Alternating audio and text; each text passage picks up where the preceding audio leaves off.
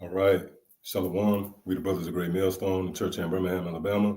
And as always, want to begin by giving all praise, honor, and glory to Yahweh, Ba'ashem, Yahweh Shah, Ba'ashem, Rakak Wadash. Double honors to our teachers, the head apostles, and the elders of Great Millstone. Shalom. Much due honors and respect to the sincere brethren out there laboring in his work. And as always, you believers. So yeah, we back once again through the spirit and power of Yahweh, Ba'ashem, Yahweh Shah. Which in his lesson, as always, the focal point is declaring the downfall, collapse, and utter destruction of this place, America, also known biblically as Assyria, Nineveh, spiritually Sodom and Egypt, and most notable, Babylon the Great, in which that word Babylon and its Hebrew origins take you back to the word Babal, which translates to confusion, which is on display heavily here in America. And what contributes to this great land of confusion? The fact that this place pretty much upholds all the ancient deities and customs of the past. That's why when you read, for an example, the book of Daniel, the 2nd chapter, as touching the statue in Nebuchadnezzar's dream, well, Esau figures prominent as it concerns the thighs, the legs, the feet, which is pretty much the basis, or the base, if you will, of that statue. Now we know Esau is referred to as the basis of men, and this is chiefly due to him being the lowest. Right? This man is the lowest, worst case scenario. He's the hindermost part of the nations, but also when you consider the feet, it serves as a base. It upholds everything else, which Esau, again, he upholds those ancient customs of the past. For an example, the goddess Ishtar, which is a Mesopotamian god, the god of fertility, man. And how does it manifest today? Well, there's a resemblance of it through Easter, which you people celebrate as Easter. That's why you have a damn bunny rabbit laying eggs, where those eggs represent fertility. So Ishtar goes back to the fertility god. And who upholds that bullshit? Esau, man. Right? Or Molech, the god of child sacrifice, which is heavily on display here in America, man. Through Planned Parenthood, abortion clinics. Whenever one of these wicked women purchase a Plan B pill, they just offer the sacrifice to Molech. You see? And especially in the time we're in now, right? The winter solstice, you had so-called Christmas, the worshiping of the Christmas tree. You actually bow down. You teach your children to bow down to a fucking tree, man, which goes back to ancient Babylonian customs.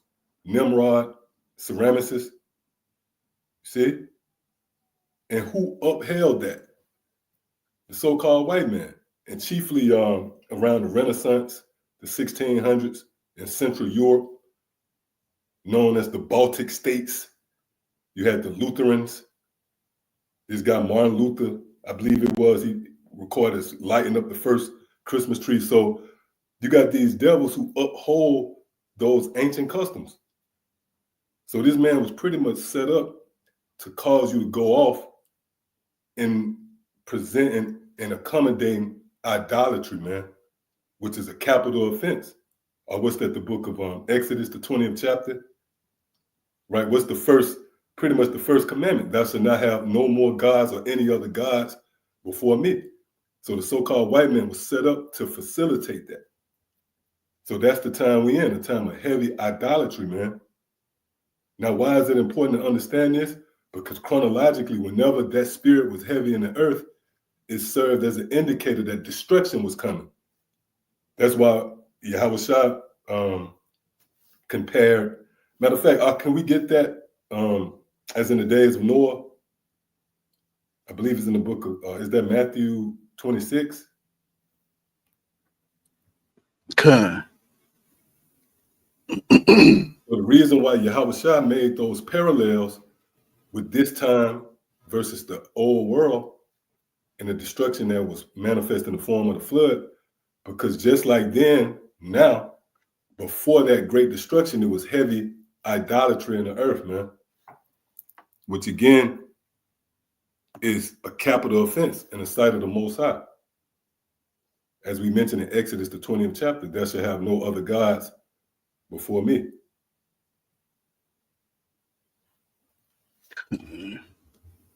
Salaki, it might be 24. Okay.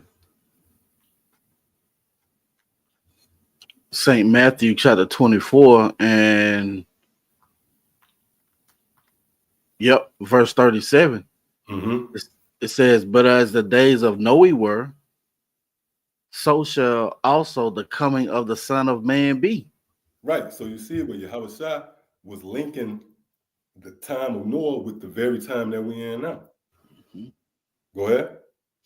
For as in the days that were before the flood, they were eating and drinking, marrying and giving in marriage, until the day that Noe entered into the ark. So they was pretty much doing everything that you see now. Right? Because when you think about the time of the flood, a lot of people in their mind, they perceive it to be some ancient primitive time where you had a damn caveman with a club knock his old lady over the head and drag into the cave. No, but in that time, they was banqueting. It was a system, right? They was marrying, and through those marriages, they was pretty much linking themselves to the other nations and taking on their customs. So we're going to go into that. Go ahead. Until the day that Noe entered into the ark, and knew not until the flood came.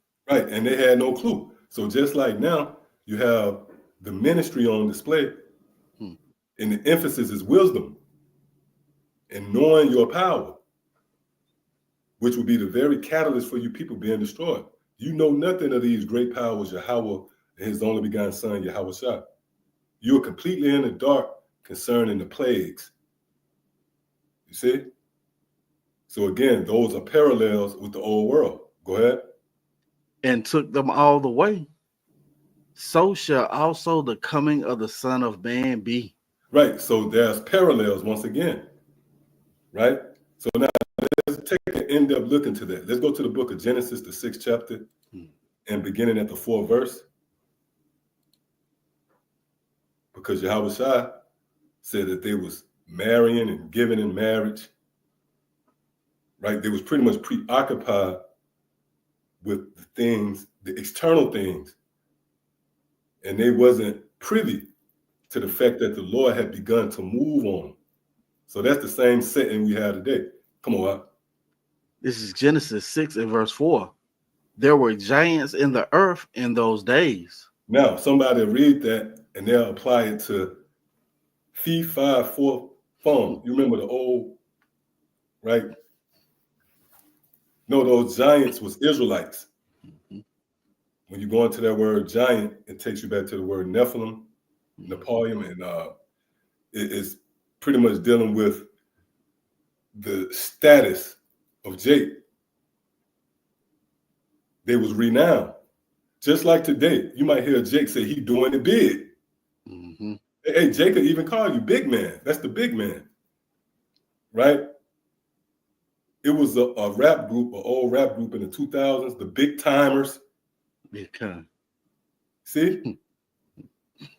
So those giants was Israelites. Go ahead. And also, after that, when the sons of the Most High came in unto the daughters of men. Right, the daughters of men being the nations, the women of the other nations. And the sons of God is obviously concerning the Israelites. When you break the word Israel down, Yasha'Allah, it literally translates to the sons of God, the princes of the Most High, the princes of the power. So those are the sons of God. So what we read in here is the scriptures giving you insight to what was going on in those days. They was marrying, which that word marry goes into what? Joining. You see, as Yahushua just mentioned in Matthew the 24th chapter, as in the days of Noah, right? It was marrying and giving into marriage. So you have the Israelites who was joining themselves into the daughters of men, the other nations. And you see that today. And what do they produce? They produce giants, right? Let's say if a Jake leave his seed in Japan, where his seed is gonna pretty much prosper over. He's gonna surpass those damn gooks over there, man. Oh, case in point, Tiger Woods. He was a giant amongst right his brethren or perceived brethren, because they wasn't really his brothers, those Filipinos or whatever, because his father was a Jake. See? So he towered. You leave your seed amongst a bunch of awkward damn Hamites, right? That Jake gonna be over, he's gonna be the best dancer, he's gonna be the best athlete. He's gonna tower above the rest of them. So that what Israel was doing, they was producing giants amongst the other nations. See, go ahead. And they bare children to them. The same became mighty men, which were of old, men of renown. See, men of renown, which means famous. And you see that today. See? So you see where it parallels the time what Yahushua was speaking of, which is this time. The Lord said, look, as it was in the days of Noah, they was marrying. See? Now, with that, they begin to take on the customs of those nations. See? And that provoked a response from the Most High. Let's see what it is. Verse 5. And Elohim saw that the wickedness of man was great in the earth, and that every imagination of the thoughts of his heart was only evil continually. Right, and you have that today, but you had that back then. You see? But you notice chronologically that sprang forth from them coming into the sons of the daughters of men. See? Go ahead. And it had repented the Lord that he had made man on the earth. And it grieved him at his heart. And the Lord said, I will destroy man, whom I have created from the face of the earth. Right. So you see where that offense, which came from Israel, saying that they had joined themselves to the other nations, it provoked the Most High to destroy them, man. See? And that's what you see today, which again, the so-called white man, he facilitates, right? That's why you have a one world mentality here, right? Because Esau, he pushed forth all of these ancient customs, these deities I mentioned, certain of them. And Jake, being an impressionable people, they latch on to it. Now, understanding that's a capital offense. Just like back then, right, it provoked the Lord to come to the conclusion that he would destroy them. See? Go ahead. Both man and beast, and the creeping thing, and the fowls of the air. For it repent of me that I have made them. Go ahead. But Noah found grace in the eyes of the Lord. Right, and that applies to the remnant today. Matter of fact, let's get that in the book of is that Hebrews, the 11th chapter? Right, and this is the time where the Lord's grace has been made readily available. Remember, even with the Apostle Paul, he had that thorn in which he desired, he made his petition that the Most High remove that thorn. And what was the Lord's response? My grace is sufficient for thee. So just like Noah found grace, we have found that grace. And what would that grace lead to? In a time of wickedness, a time of perverseness, and great confusion, which again will provoke the Lord's wrath, just as with the flood. Well, that grace is going to lead to the same thing it led to with Noah, man, which is to be delivered from it. Come on, Huh. Hebrews chapter 11 and verse 7. By faith, Noah, being warned of the Most High, of things of things not seen as yet, moved with fear. Right. So Noah orally was given glimpse into the flood, man. Right? Because when you read the genealogy that led up to Noah, those was renowned men who was mentioned, who pretty much had the testimony of Yahweh, man. Right? So as great as the flood was, it wasn't like that was just under the wraps. It was under the rug. No. Noah was warned of that. Just like today, we are warned of this destruction that's coming. You see? Go ahead.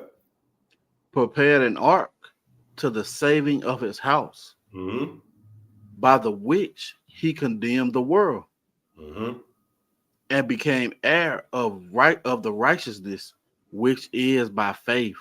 See that? So Noah became heir of the kingdom, pretty much. Because you know what? Real quick, if you can go back to Genesis, the 6th chapter, it's something in there. Click on that word Noah.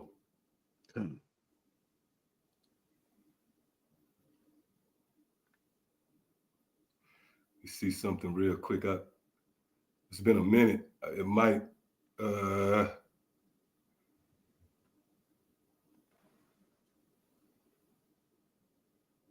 okay, Khan, let's read that definition right there for Noah.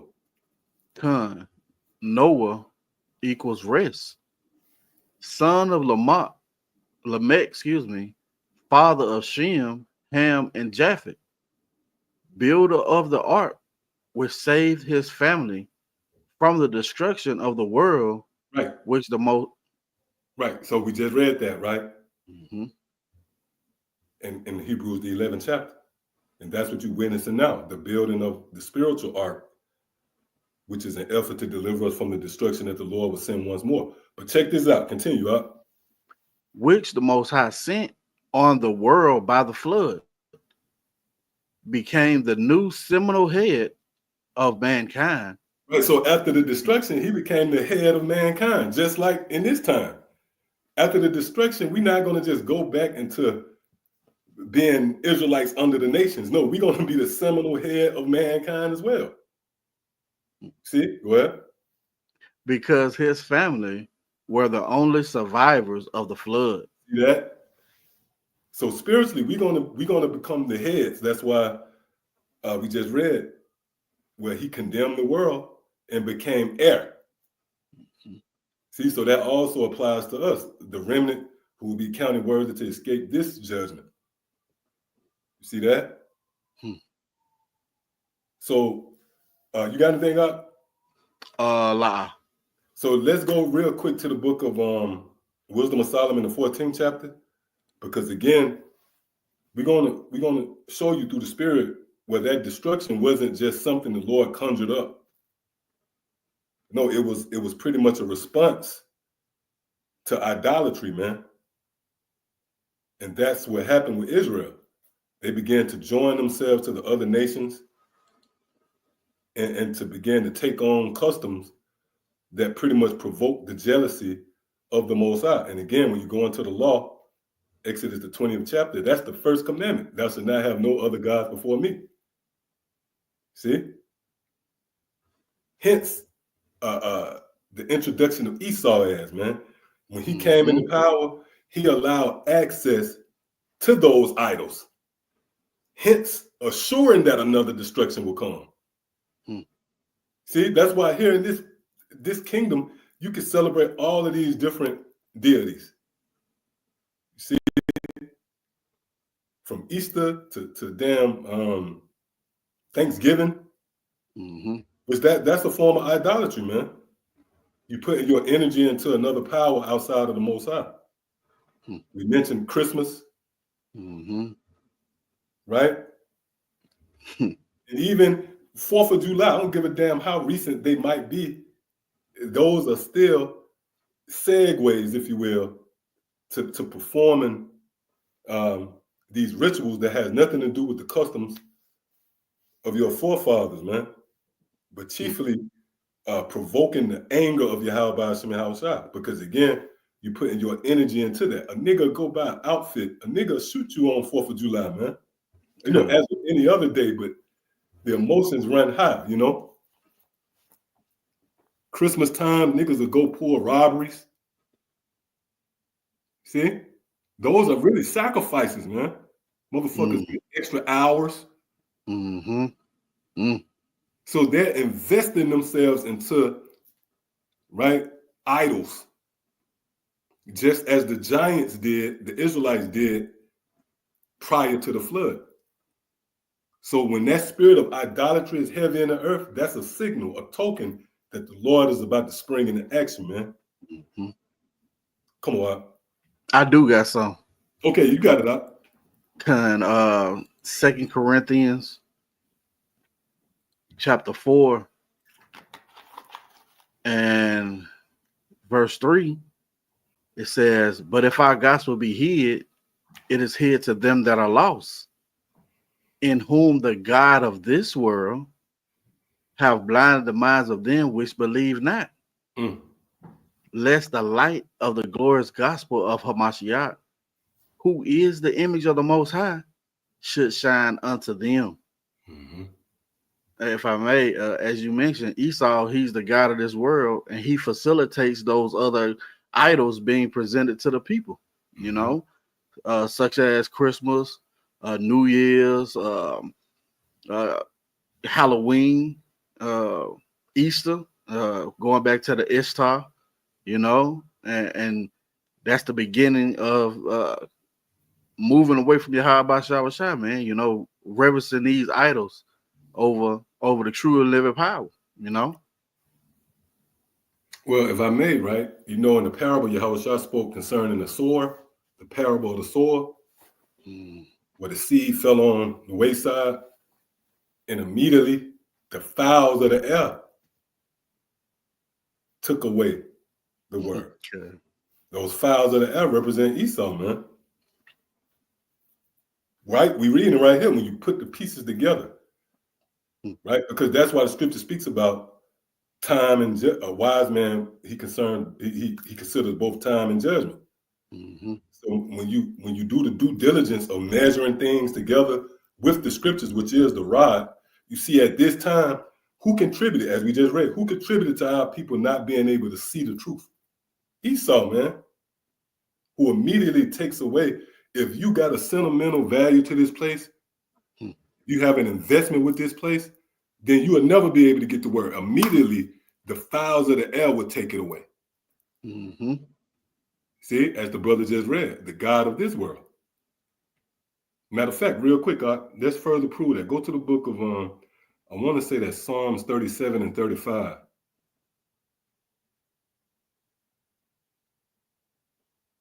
Because remember, you just read where the scriptures say, least the God of this world blind them, that the glorious gospel, light of the gospel will not shine unto them.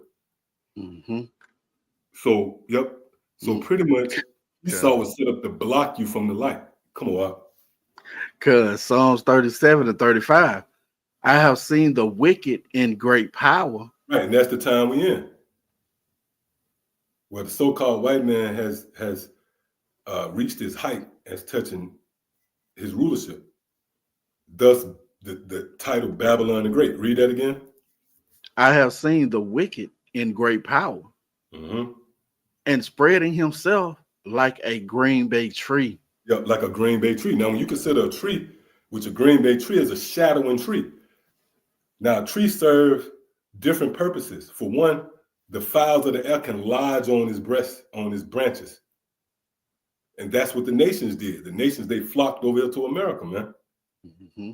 Also, a tree and its influence extends, right? Let's say if you got an apple tree Well, your neighbor don't technically have to come to your house and get an apple. If the branches spill over to his yard, then he can pluck and eat from that tree. So that's the same influence of America. This nigga way over here in the West, yet his influence extends throughout the world. But also a tree, it was set up to block the light. That's why the concept of being shaded, it goes hand in hand with a tree, man. See, so Esau, he was set up to keep you from his truth. And what assures that is these idols, man. That's why the scripture say, whomever is joined unto him shall be thrust through. Because to join yourself into Esau, that's playing a dangerous game. Because again, this man, he pretty much thumbed his nose up at the Most High, saying that he promotes all of these ancient deities, right? For an example, Sodom. We know the story of Sodom. The scriptures tell you that Sodom was left as an ensample for all those who were afterward live ungodly. You see? So the so-called white man pretty much, he turns right around and push forth the very energy that caused the visitation of Sodom, man. See? So, yeah, we can go back out, unless you got anything else. Let's go back to the Wisdom of Solomon. Wisdom of Solomon, chapter 14 and verse 1. Again, one preparing himself to sell. Matter of fact, can we get that in the Matter of fact. Yep. Come on. Wisdom of Solomon, chapter 14 and verse 1 in the Good News Translation. And if you could read that heading. Wooden idols compared with Noah's wooden boat. See that? So that proves that those giants back then and what contributed to the Lord being vexed with mankind and ultimately coming to the conclusion to destroy them with the flood. But what preceded that was a heavy spirit of idolatry. See? So again, that's how we know a great destruction is coming now, man. Because this is the time of heavy idolatry. And again, Yahushua made a conscious effort to mention, he made an honorable mention concerning the flood and the parallels of that time with the time we're in now. So come on. Wisdom of Solomon, chapter 14 and verse 1 in the GNT.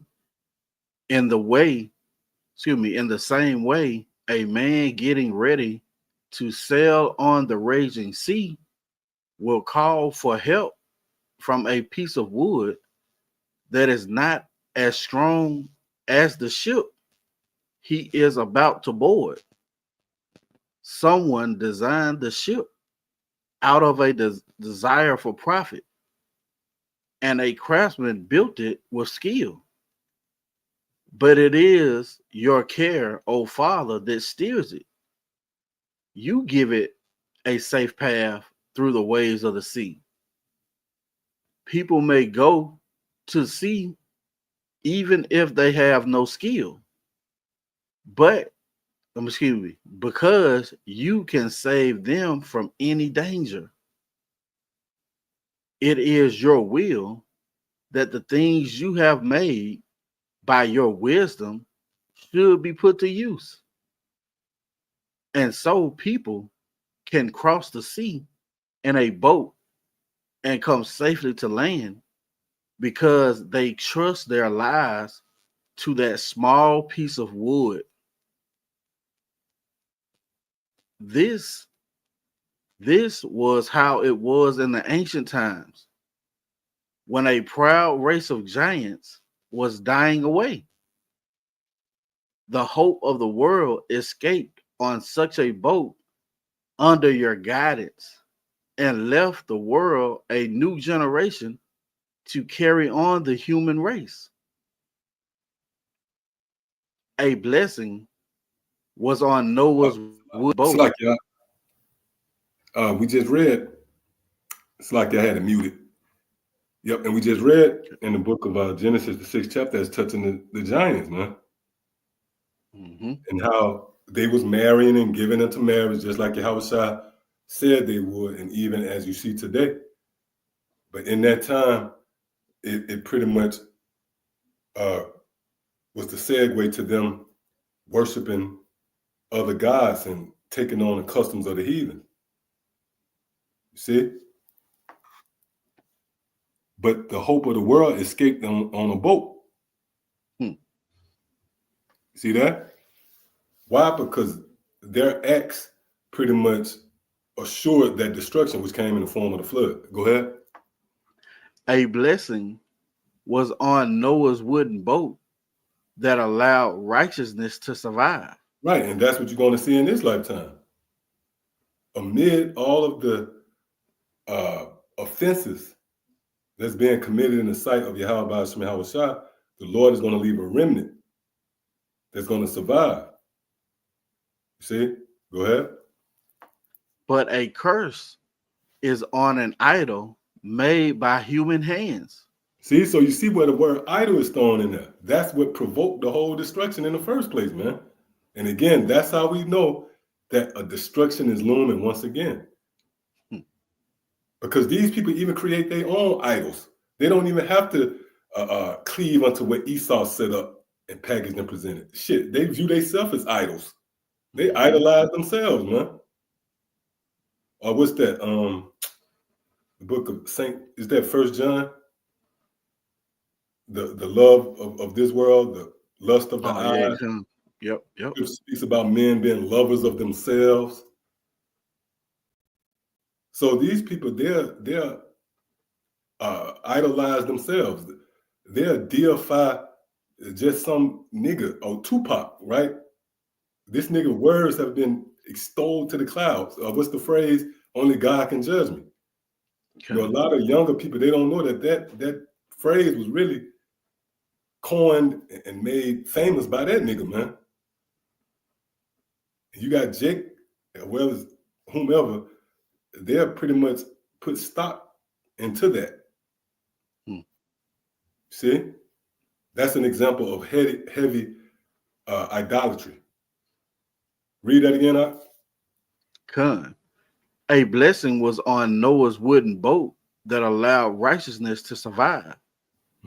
But a curse is on an idol made by human hands. Go ahead.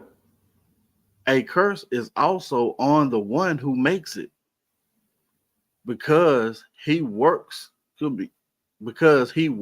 on this perishable thing and then calls it a god. Right. And how do that apply today? Well, again, Esau, he's in power. And like we mentioned, he was set up to uphold these ancient deities. And again, we mentioned certain of them, which is still being manifest today. Right? So the scriptures say, but a curse is on the idol and on him who make it. So now you got these devils, for an example. They'll push 50 goddamn commercials building up to Christmas, man. Yeah. Right? That's a sample of him making it. Because when you make something, when you go into the word make, it simply means to produce. So you can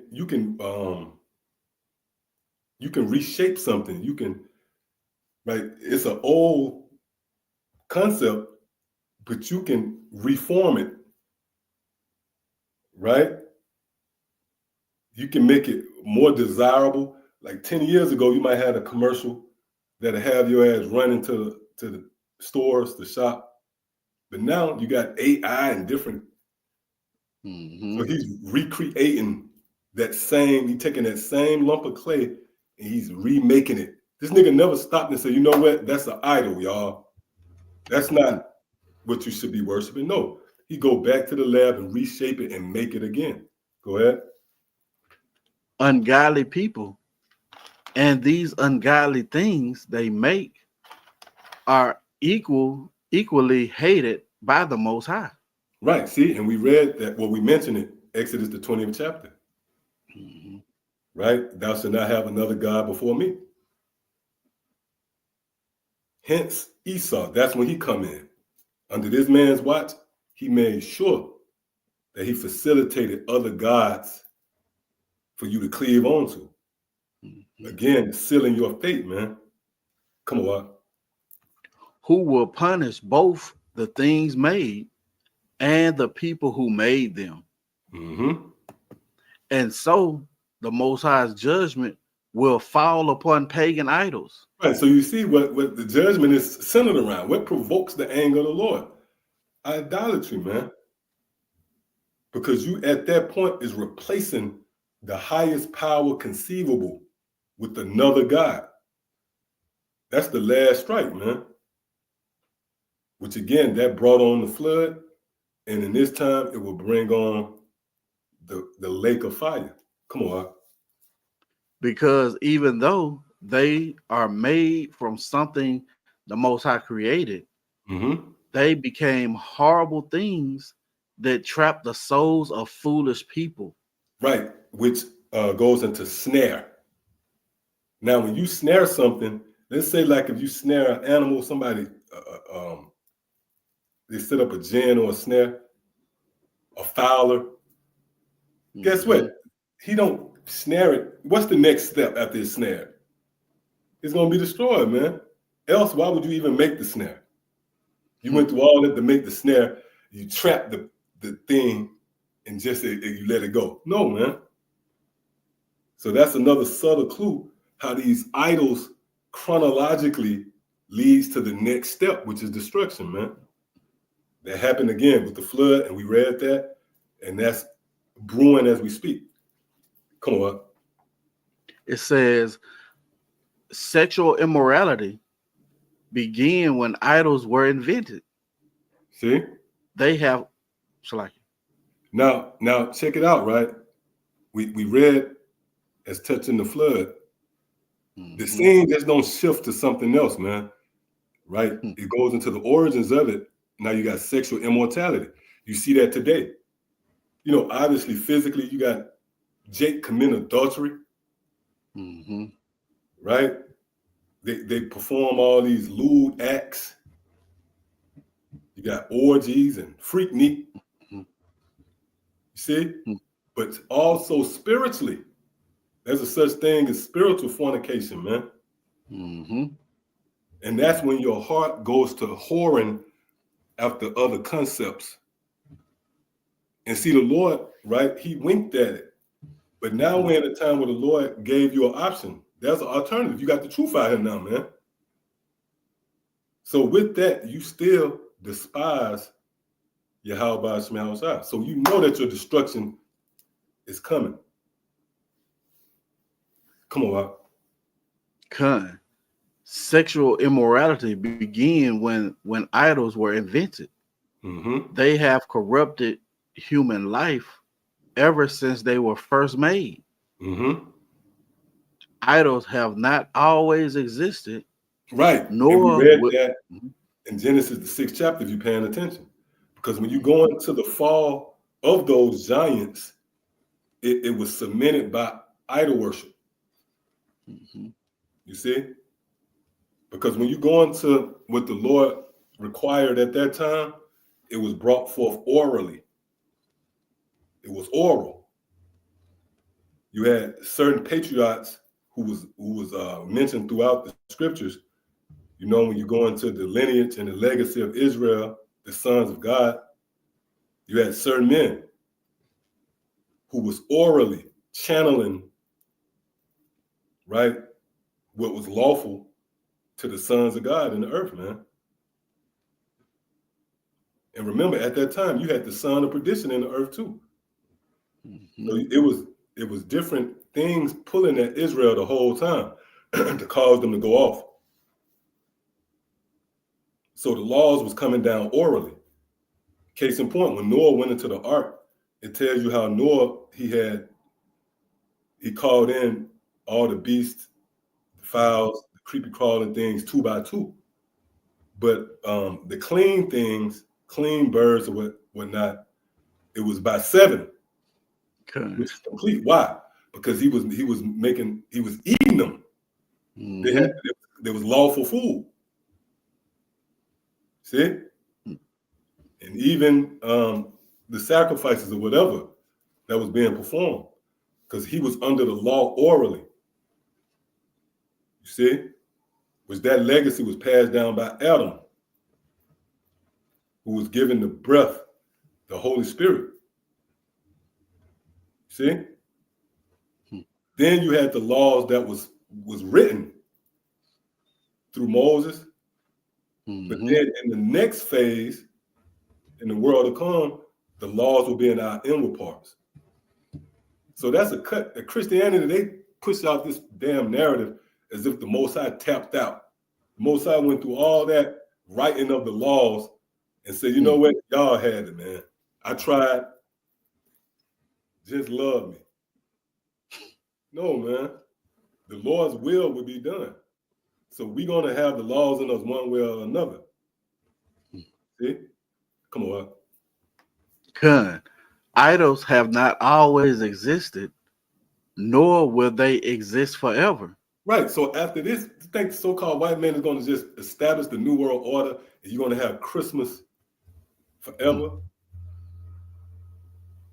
Right? And the prophet's going to die and reincarnate again, read the scriptures and be vexed again and cuss everybody out again. No. Once this word go forth, Yahweh Shema is going to move, man. But see, ultimately, we know that that time again, because why? The heavy presence of idolatry. And again, you're going to see where this ties into this destruction that's looming. Come on. It was human pride that brought them into the world. Mm-hmm. And that is why a quick end has been planned for them. And that's why a quick end, because this is one big story. That's why Yahweh again say, just as in the days of Noah. Mm-hmm. So in the time of Noah, matter of fact, real quick, is in the Apocrypha, speaks about the circle of the ring. Oh, God. I believe it's in the book of the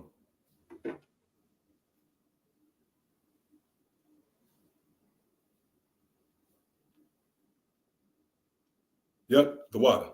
I was in the 6th chapter. Yep.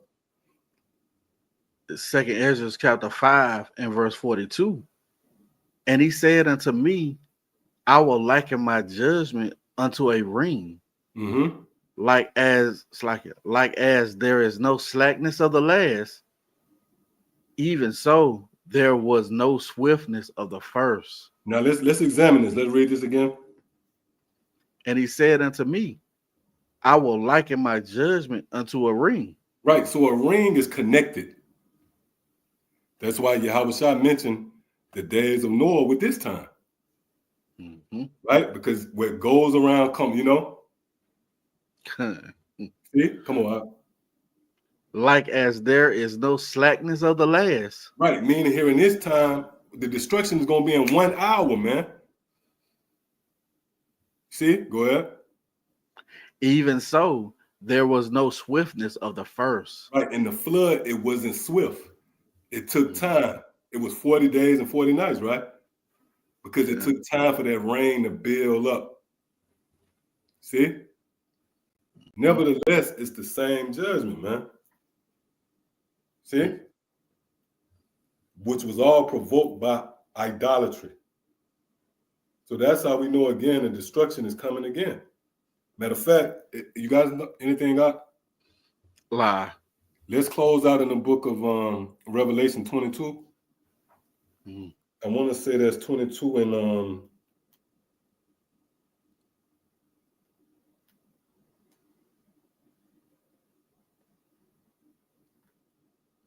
14. But yep, 22 and 14. Okay. Revelation chapter 22 and verse 14. Blessed are they that do his commandments, that they may have right to the tree of life. Go ahead. And may enter in through the gates into the city. Right. Now, the tree of life and the gates of the city in particular, it begins with this truth. That's obvious. But that's also concerning the chariots. Because that's the kingdom too, man. That's why the scriptures say flesh and blood can't enter into the kingdom. Because that's that chariot, man. You got to have a new body to enter. But it begins with this. For an example, when you read St. John, the 3rd chapter, as touching Nicodemus, when he came to Yahushua by night, Yahushua said, at least a man be born again. In no wise will he enter into the kingdom. Now we know Israelites they're going to be in the kingdom, right? So what was the Lord talking about? It's talking about entering into this knowledge first, man. That's the kingdom. Unless you are born again and recentered and reformed, what's that? Wisdom of Solomon? Is that 14? I believe 9. Yep. Right? Unless you're reformed, you can't enter into this. Which it don't start and stop right here. It starts here and it builds up into the chariots, the marriage. Scripture speaks about that water bubbling in him. See, when you go into that word bubble, it means to leap. So we're not going to stay on this level. This is entering into the gates, but this is not the be all end all. We actually going to enter into the chariot. Go ahead. It says, for without are dogs and sorcerers and whoremongers and murderers and idolaters and whosoever loveth and maketh a lie. Right. So the Lord said, everybody who's outside of this thing and would not enter into that would be the dogs, and that represents the other nations first and foremost. You got the sorcerers. All that's on display here in America, which was facilitated by Esau. Murderers. Because a murderer is not just a guy who will physically put you to death. A murderer is someone who's pushing false doctrine, man. You have blood on your hands. Right? It says, those who loveth and make of a lie. That also goes into doctrines. Anything outside of this truth is considered a lie. But ultimately, idolaters. Click on that word idolater. Matter of fact, before you do, go to the book of Psalms 106. Psalms 106 and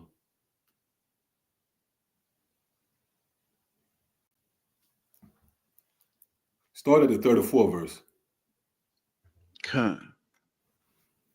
Psalms 106 and verse 34. They did not destroy the nations concerning whom the Lord commanded them. Right, because, chiefly Saul. Remember Saul, he didn't destroy, was it the Amalekites or? The Amalekites, right? Which we know that's Esau, man. See, go ahead.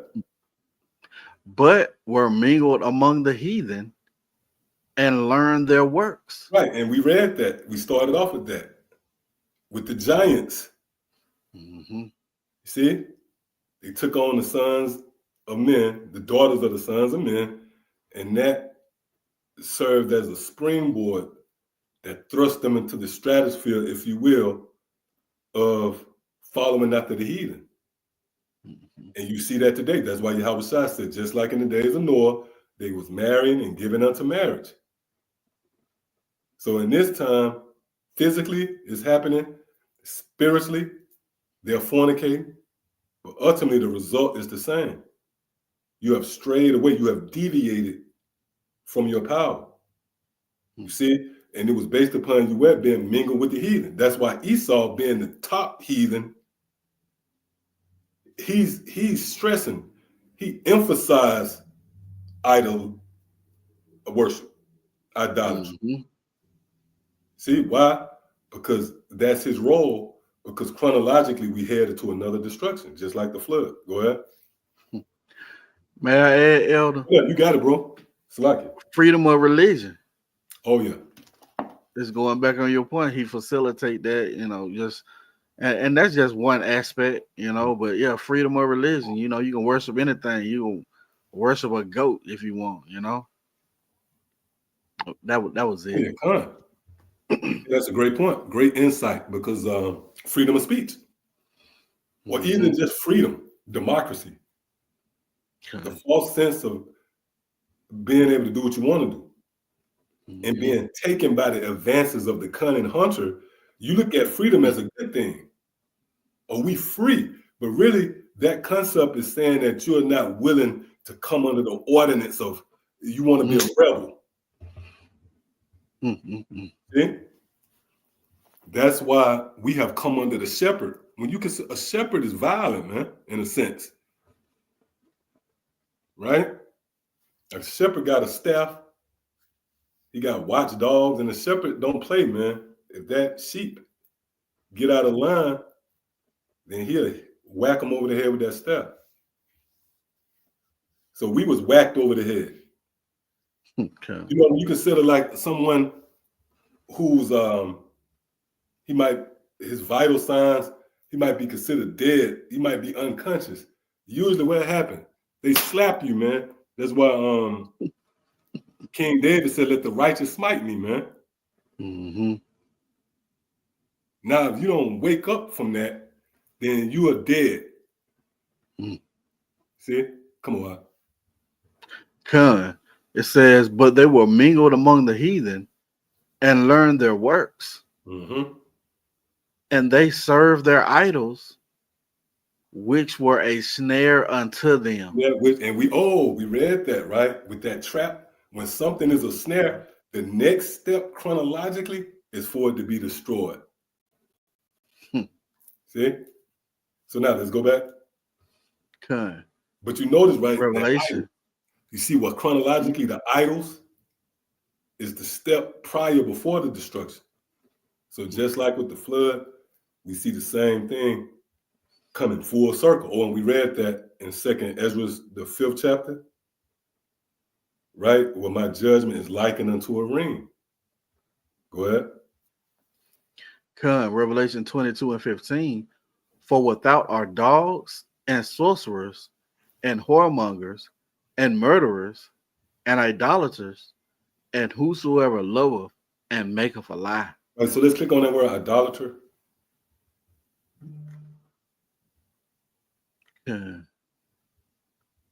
Strong's G 1496. It says a worshiper of false gods, a idolater. Right, so that means you can't come into this, right? Because even which we all show reverence to these deities at one point, but the scriptures tell you we threw it away, we cast it away as of a minister's cloth. It said, "Get hence behind me." Go ahead. It says, "Used for anyone, even Christian." Right, even Christian. So let's say if you're in this truth, right? Go ahead. Participant in any way in the worship of the heathen. You come into this and then you go back into a Christmas, you go to Thanksgiving dinner, or you go you ask wrapping presents. Right? Then now you're an idolater, man. Go ahead. Especially one who attends their sacrificial feasts. See that? You attend their sacrificial feast because they'll let the pressures of the outside world. But you know what? You're not of the elect. The Apostle Gabar went into that. The 7 signs that you might not be of the elect. And one of the points he made was worrying about what the world say. There's a lot of men that was brought to their ruin because they was influenced by their mother or their aunt, their woman, right? And they gave you an ultimatum. You better come to Thanksgiving dinner. You better come to pass out Christmas presents. See, go ahead. and eats of the remains of offered victims. See that? So ultimately, matter of fact, let's see what they give you in Strong's. Con. It says an image or servant or worshiper, Mm. literally, literally or figuratively, Yeah, literally idolatry. or figuratively, right? So whether you serve um, these different gods in the form of subscribing to these wayward concepts and ideas and doctrines and philosophies, or physically you are invested into the so-called white man system, and you still hold fast to these customs, which again, more than not, in most cases, they go back to these ancient deities, like we mentioned, Canaanite gods, Molech, like Ishtar, Mesopotamia, see, in which Esau he upholds and pretty much use them as a snare to entrap you here in this time. When you do that, you worshiping it, you fucking prostrating and serving another power outside of Yahweh Shema Shai, man. See, that's why we thank Yahweh Shema Shai for calling us out of that darkness into this marvelous light. Because as we just went into this lesson, it shows you that your fate is sealed. That's the last step, right? Once you succumb to the idols and begin to worship them. Hey, that even happened with Solomon, man. Even though Solomon was indirectly, right? Because in his old age, he began to build shrines and memorials for his women. And what was the catalyst? It was those women, man, those sons or the daughters, right? That was an example of the giants, man. See, so that proves that story is a continuation. The Lord didn't have to go back and readjust. No, this is one story with a beginning and an end. See? But now in this time, we thank Yahweh Shema Shai for waking us up and showing us the things that's pleasing unto him, which is simple. We reverence him.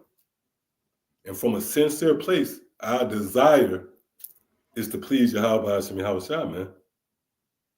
You see? Which really goes into being in agreement with his will. We have no problem with the Most High visiting this place, destroying this place, and carrying out his will.